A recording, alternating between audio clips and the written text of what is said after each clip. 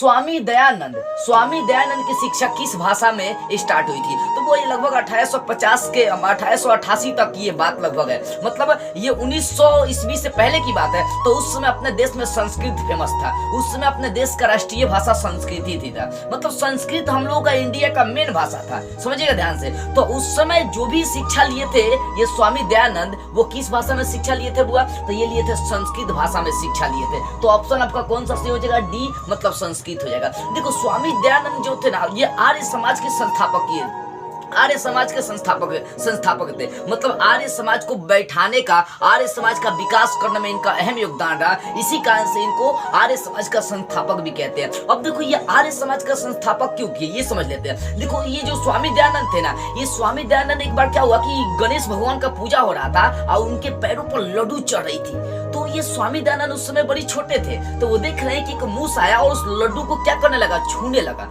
लड्डू को खाने लगा। इनका मन भी नहीं गया कि बताओ, इधर उधर से घूम कर मूस आया और गणेश भगवान के पैर पर चढ़ के उनका क्या मिठाई उठाई खाने लगा। सोचनीय बात है। तो उसी समय से इनका जो था ना, ये मूर्ति पूजा के विरोधी हो गए, बोले कि हमें मूर्ति का पूजा नहीं करनी चाहिए। और ये मतलब बोले कि इंसान का पूजा करो, एक दूसरे की पूजा करो, एक दूसरे से प्रेम करो, एक दूसरे से मिलजुल करो। ये सब मतलब सिद्धांत देने का काम किए थे कौन? स्वामी दयानंद किए थे। अब देखो स्वामी दयानंद एक नारा भी दिए थे, वेदों की ओर लौटो।